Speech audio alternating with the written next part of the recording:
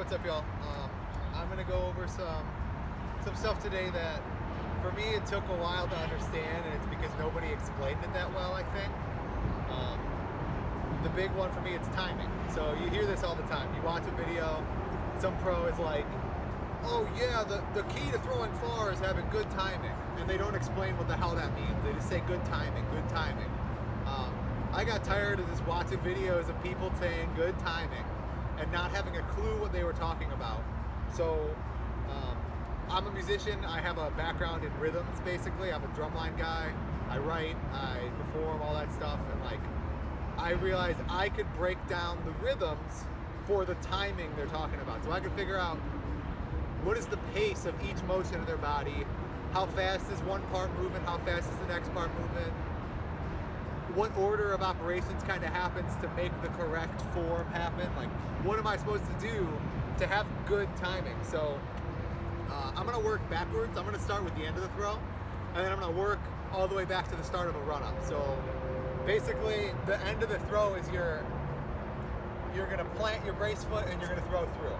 So how are we gonna line up the timing there? There's 3 notes that you gotta play. From my point of view, notes you gotta play. 3 things that happen. And most people do them sort of okay, but they don't really understand that the order of them is what's so important. So like, the 3 notes I'm talking about are the brace foot hitting the ground, so your front foot planting on the ground. You've got your left side of your body or your back side of your body, your left, for me, right-handed player, left shoulder, left hip, left leg. That is gonna activate, and you can do whatever you want with it. You don't need to do this thing.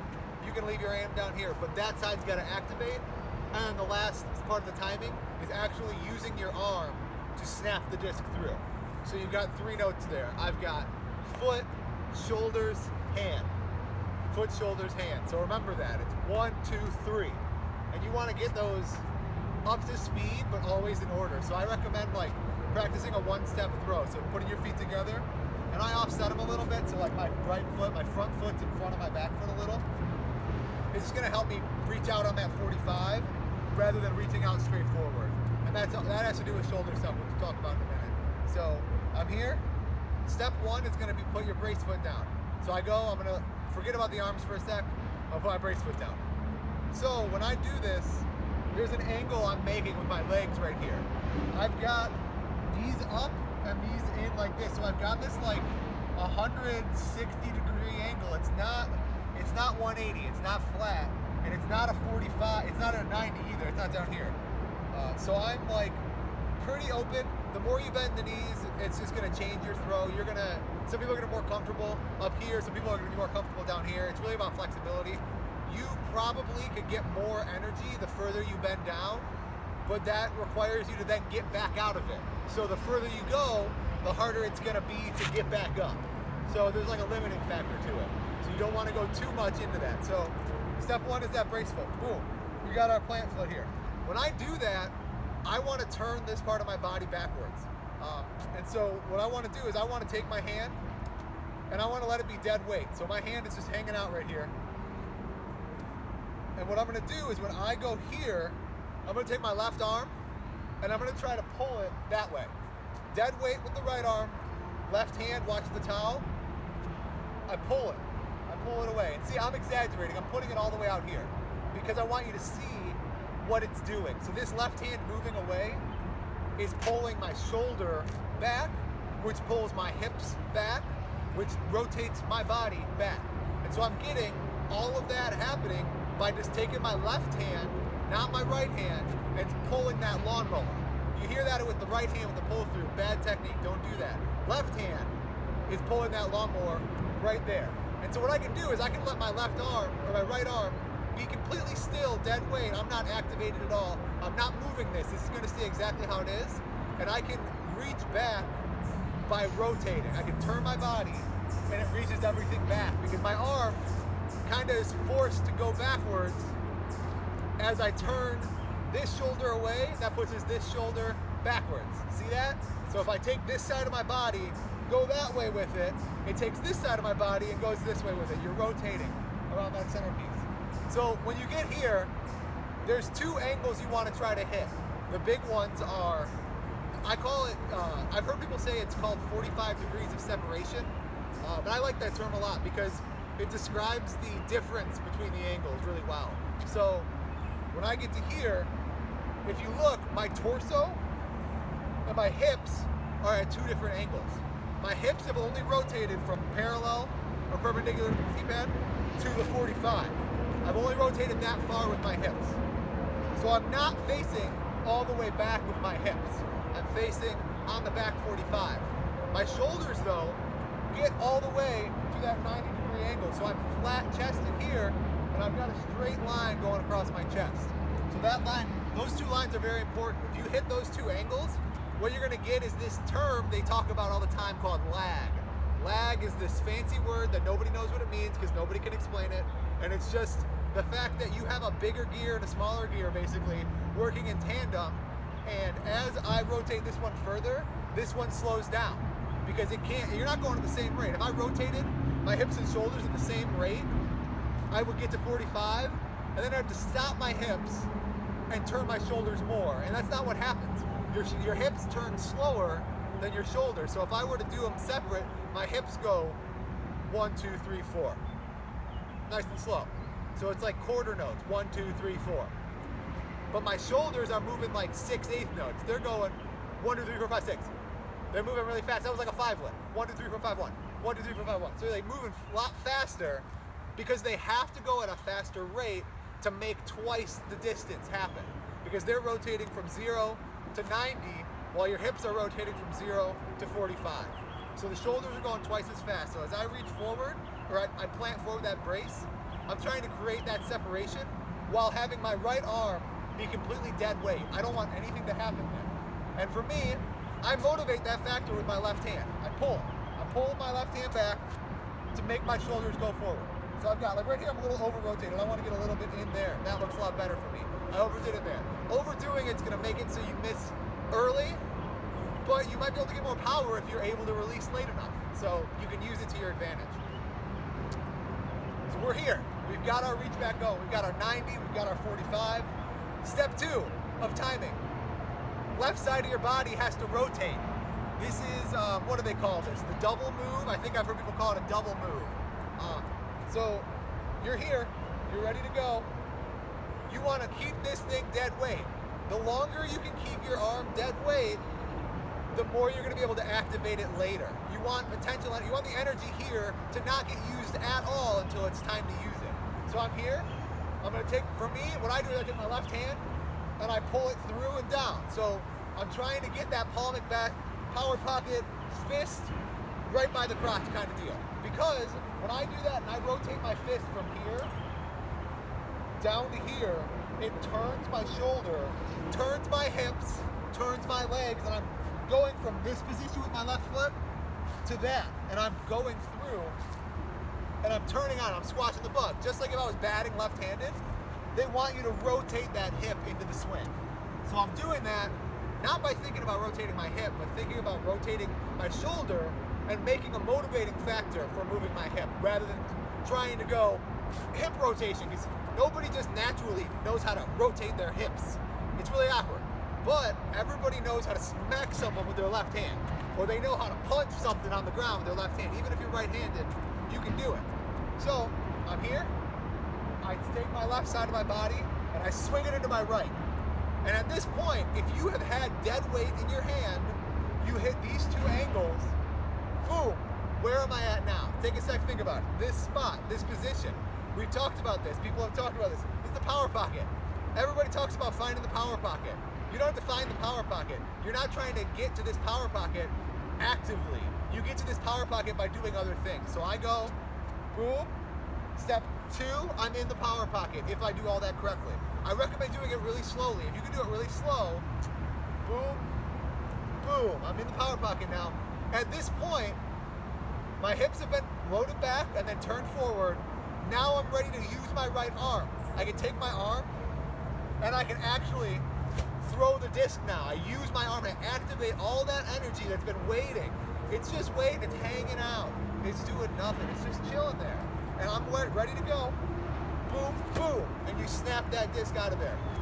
After that, I like follow-throughs are, everybody does them differently. It really depends on what you want to do, what's comfortable for you. For me, I like to pull through. I take my left hand down, snap through, and now that I've snapped through, I feel like my left hand pushes back a little because that takes this shoulder and pushes it forward. I don't want to follow through like this. I want to follow through more vertical, more over the top, and if I can, still on my heel, which that's a whole other thing we'll get into another time. So we're here. After this, I want to continue following through. I don't want to stop here. Unless I've got like a cliff at the end of the T-pad, I'm not trying to stop right here. I'm trying to rotate through. So I go to the rotate through, and right there, I bring my arm back up. You're probably thinking, why does he do that? So for me, what it does for me is I can use my left arm as the motivating factor for my aiming. So I can take my left arm, and let's say I want to throw it dead straight 5 feet off the ground. I can follow through with my left hand, dead straight, follow 5 feet off the ground, point at the basket, and because that is the end goal, that is the final result of the throw, all the steps to get to that result are going to make the throw go there. So rather than having to think about where I'm releasing and what's happening to make my disc go straight, I can just focus on that follow through being right where I want it to be. And if I do it enough, eventually what's going to happen is the follow through in the right spot is going to get you on the line that you want. You aim after you throw the disc, not before you throw the disc. And that sounds crazy, but it's because the end goal determines how you get there. So whatever your goal is at the end, the only way to get to a certain position is with a certain type of throw. And so if I want to get a roller down, where I'm throwing big over the top, up like this, my follow through is up, over here, it's higher, it's turning over, because I know if I want to throw a hyzer, a big spike hyzer, my follow through is going to be down low. It's not going to be as up high because I don't want to get that much air in terms of angle under that disc. I want to get it low to high to make that thing happen. So that's like the first steps with the timing. So I'll recap it. You've got 1, 2, 3. Do it again. Brace foot. Right here we've got 45 with our hips, 90 with our torso. Step 2, swing the left hand in. Step 3, swing the disc through. Step 4, follow through and point at what you're looking at if you want to. The person that does that the best is Paul Macbeth. He follows through every time and he holds his left hand up in the air, just like what I was talking about with putting. You want to hold that hand as long as you can because that is your motivating factor. That's what you're going to try to get to. That's the goal, is that follow through.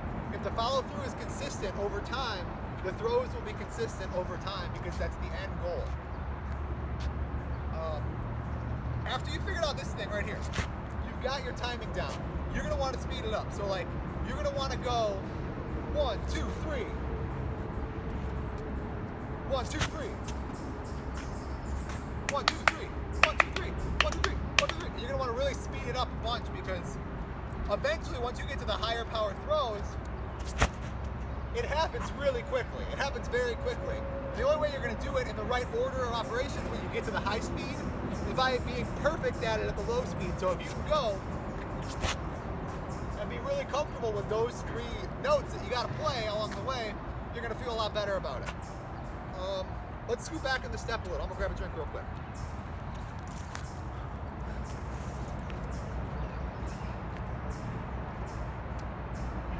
So we've got our standstill figured out, or our one-stepper. So now we need to figure out how to get to that position. So where am I at when I get to my one-stepper? What do I look like? Where is my body angled? Where are my arms at? What are my legs doing? All the things. So let's see, we're gonna start with 1, 2, 3. So we're gonna go 2 steps back. And what we're gonna do is we're gonna set up our body. You can set it up however you want, but really there's like one main thing to look at. So I'm gonna set mine up just how I normally do, which for me, I'm not perpendicular, I'm not facing forward, I'm in the middle. I'm at the 45, I'm sometimes a little less. really it depends on what kind of shot I'm throwing. If I'm trying to throw a turnover, I might be turned a little more because I want my hips to kind of point that right way. But if I want more of a hyzer, I want to be turned back a little more because I want my hips closed and able to get that lower angle. So first step is going to be, for me, right foot, because I'm right-handed. I'm going to take my right foot step and I'm going to plant it exactly parallel with the front of the tee-pad or perpendicular with the side of the tee-pad. There's a line right here, you can see it. You never want to plant like this. It's going to be awkward at first, and I still do it sometimes. But I like to plant at 0 or less every time, 0 or less. If you can plant back here, that's fine, but you're going to have some problems maybe later on that we'll get to. I like to plant at 0 or at most like 22, between 0 and 22, 0 and 22. Because if I'm this way, if I'm forward, my hips are now pointing in opposite directions. And I need to turn them backwards and get them parallel with each other. So right now my hips are like this. And if I try to put my behind foot, now my hips are like this. They're the opposite direction, where I want them at this point to be a lot more similar. Which for me, I want them to be like this. I want them to be perfectly sideways. So we got our step one, boom, we're flat. And I do this heel or toe. It kind of depends on the shot. When I'm taking short shots, when I'm taking a putter shot, I'm gonna use my heel. I'm gonna put my heel on the ground and I'm gonna pull through nice and comfortable. But when I'm doing a bigger run up, a lot of times I like being on the ball with my feet, because when you hit your heel on the ground, there's a chance you just don't have the balance you want. You'll never see a running back set up on the line like this and they get ready because they don't have as good a balance trying to stand on their heels. But you can stand on your toes, you got so much more balance. You'll see this like Chris Dickerson's really good at this. Every time he ever runs up, watch him. He's on the ball with his feet for pretty much every throw until he follows through when he gets to that heel. So balls of the feet help for balance. Heels help for touch, I think. I think for me, it's really comfortable to go here. You'll see Drew Gibson doing it, but it's because he's got balance for days. He's got great core strength. He can balance right here for an hour probably without falling over between his heel and his toe. So he can go heel here. So you got here. This is an important one right here. This back foot, when you put it behind you in your X step, I see this a lot. I see people reaching as far as they possibly can. For me, the goal is get your hips lined up. It's not about distance or anything. We're gonna take a bigger step here if we wanna throw further. But this step needs to be close because you need to be completely balanced. You need to be able to start here, right in the middle, and take your one step from that position. Take your one step from a cross position.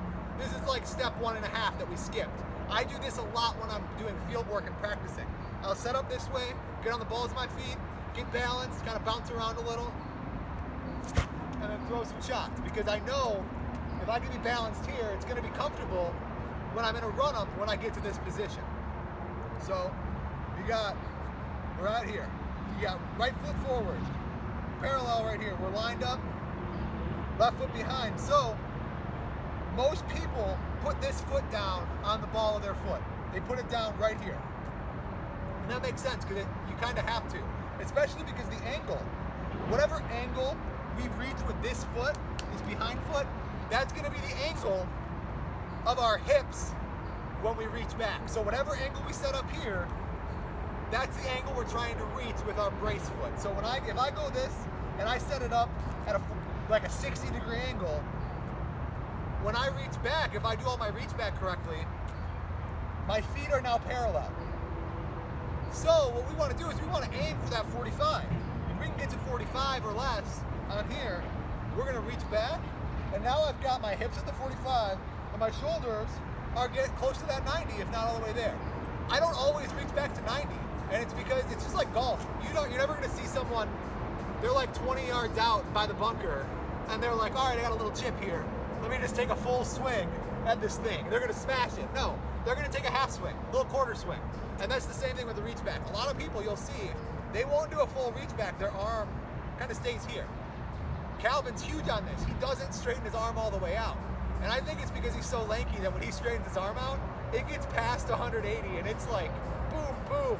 And his arm goes past and then he has to reclose it before he opens it. And that's a whole thing you don't want to deal with. So you got here, you got your ankle, ready to follow through. So we got right foot parallel. left foot behind on that 45-ish. At this point, our hands haven't done anything. They're still hanging out, they're still dead weight. I like to put my hands together and hold my disc in my hand, but that's just me.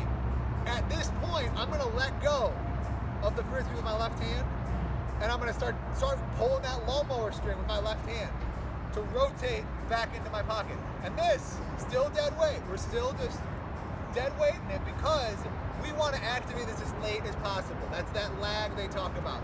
They want all of your stuff to happen, boom, boom, boom, and then at the last possible second, this is behind everything, it goes at the end. So, 90, 45, 45, 90, left hand, right hand, rotate your right hip to follow through, left hand up. So you got all these steps along the way. There's a bunch of little check marks you can hit to find out, is my form any good? Am I doing this right? So, we'll screw back just a little more. We'll go to the full run up now.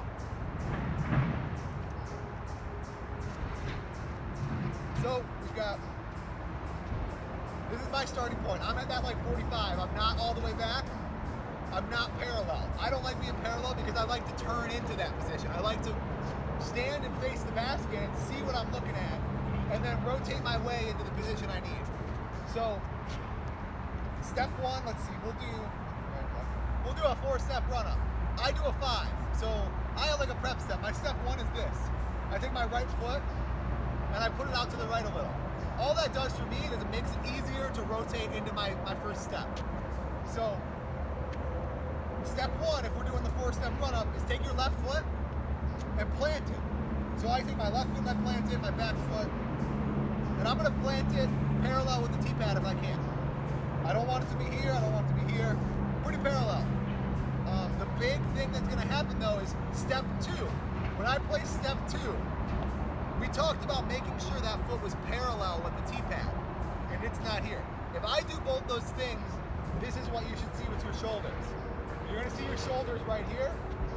You're gonna take step 1, you're gonna take step 2. My shoulders are now perfectly perpendicular. Here's everyone's mistake. This is a big problem. If there's any part of this video you should watch, it's this little tip right here. I see 95% of amateur golfers do this all the time. I'll show you it incorrect and I'll show you correct. So this is incorrect. This is shoulder rotation. Focus on my shoulder rotation. I'm gonna hold my arms up so you can see. This is how the majority does it.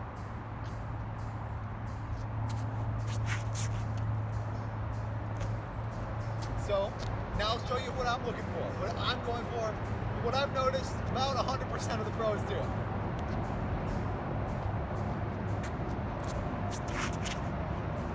So you see there, if you caught it, what happened is, when I was, the first one I did, I slowly rotated my shoulders all the way back to my 90, and then I threw. So they were in the whole time, they were going 20, 30, 40, 50, 60, 70, 80, 90, throw. The other example, I started here, took my prep step, took my left foot step, I'm almost to here. Once I get to step 2, my shoulders are locked. They are locked here. Step 3, they're locked here. Step 4, then they start going. So step 3, my shoulders were frozen. They were frozen in time. You want the shoulders to stop moving. You want to turn them into that 90-degree position, wait as long as you possibly can, and then on the reach back pull through thing, you want to turn them back as quick as you can and forward as quick as you can, rather than slowly rotating back. So I'll do it again. Bad form, nice and slow, nice and smooth.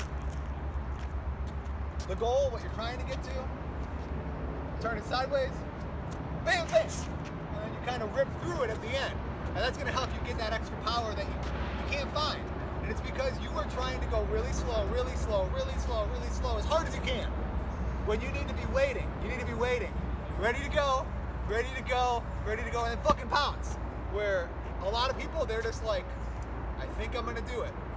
Am I gonna go for it? Let's see, I'm gonna go get you right now. I'm gonna get you. And then they go for it, and they don't have any hold. They don't have any core built up so that they can explode at the last second. So you need to have that built up and ready to explode. So I take my left step, right step, and I shoulders. From here, The back foot step behind gets me started to the 45, so I turn this hip, and you can see my shoulders turn just a little bit. This one gets me back to here, and now it's ready, and I can take this, and whoo! If I go from this position, take my left hand and put it down, my right arm should fold up into my left arm, and then I'm ready and in the power pocket. So, do a couple examples. So you can see, I love throwing with a towel because I don't have to go pick up my disc. It's definitely different than throwing a disc, but it's the best way. Don't get a flight towel. It's a gimmick. Holding a frisbee, you don't want to try to throw a frisbee and not let go of it. It's bad for you. You'll hurt yourself. This I can hold on to and it still has a follow through and a release. So I'm going here, boom, boom, boom, boom. And one thing I notice is that when I get my power pocket perfect, when I get my angles correct, I snap down here, I get into the power pocket, and then at the last possible second I snap, I get that popping sound with the towel. I get that snap that you're trying to achieve. It only happens when I get the technique correct. Like that one was pretty good. It wasn't great, but like there are some times where, woo! Like if I were to give Drew Gibson a towel, every single time he snaps, it's gonna sound like, it's gonna have a big old snap on it, because like he's got his power pocket perfectly lined up. And that's the goal, is getting all of these steps in motion. So once you get all those angles lined up, you figured out where do I do stuff? What do I do it in order?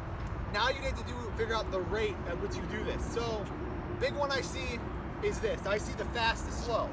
I see the big quick run up where you're going boom, boom, boom, boom, and they're running through their run up. And when they get to the end, they have to slow down because they don't have the energy to kind of push through and get all the way to the end. So for me, it's an acceleration. So first step is slow, boom. Second step, a little bit faster. Third step, gain a little more speed. Fourth step, we're opening up. This step, because it's so big, can take longer than the steps before it, even though I'm accelerating. The speed at which I do it is faster, but the distance I have to cover is longer. So in terms of like the notes where you play, there's a little bit of a lag right there. So I go boom, boom, boom, boom. So you can see it goes boom, boom, boom, boom. So it kind of accelerates, and then there's a big space. And you can think about that big space as being 3 notes, the 3 of these. 1, 2, 3. So you've got the extra space. So it goes, if you have timing figured out, you got 1, 2, 3, 4, 5, 1. And you've got all those little timing. You go 1, 2, 3, 4, 5, 1. And if you were to I did this a while ago, I programmed a metronome on my phone, put in my headphones, and I just fucked with it until I could find a timing pattern that felt comfortable for me. And it was something like,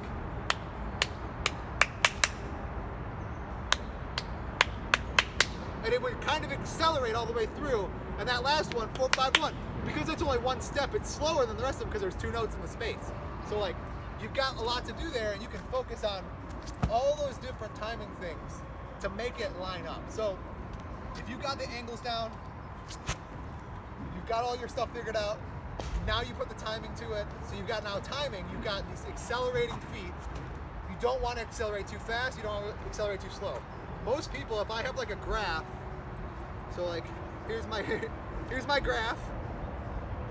I'll just draw it with my hand. So you got your graph here. You got, let's see, this is speed, this is time. So boom, you got your graph here, speed and time. Most people, they accelerate with speed a lot, and then they kind of level off. They go, meow, and they level off. This is the graph they get. You would think you want to get like a nice 45, where as you speed up, you accelerate. What I noticed is you want to speed up really slow, kind of get that bell curve going, start speeding up quickly, drop for a sec, and then explode. So it kind of, rather than being boom, or boom, this is the general public, lots of run up and then a slow release. They level it off, they plateau. You want to go bell curve up, and then when you get to that brace, it's got to slow down for a sec. That's the lag they're talking about. Boom, boom, boom. There's a little check mark there. And that's the kind of acceleration you want to have in your run up as you run through. You've got 1, 2, 3, 4, 5. I'm gonna throw like 2 shots doing this now with actual frisbees, and then we'll call it.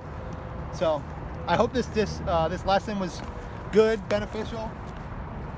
I hope it kind of sheds some light on the shit that people don't talk about. The timing that you'll hear everybody fucking talk about. They'll say, oh, you gotta have good timing, but they can't tell you anything about timing.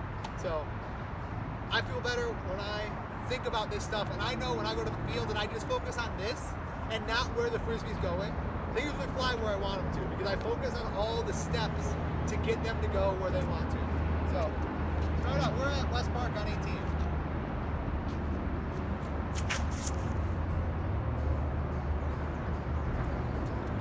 That is parked. I have about 4 feet left of the basket. This wants to be an ace run. Let's see. And I'm not even looking at the basket, man. I'm just thinking technique, technique, technique. It's all about technique. Oh, that's a little sawed off. And I felt it right when I let go. My release was too high, but my timing was good, so it's pin high. We are exactly as far as the basket, but like 30 to the left. And when you're 30 to the left, you got to putt. But when you have bad timing, you sometimes land 150 short. So, hope this helped. Have a great day, everybody.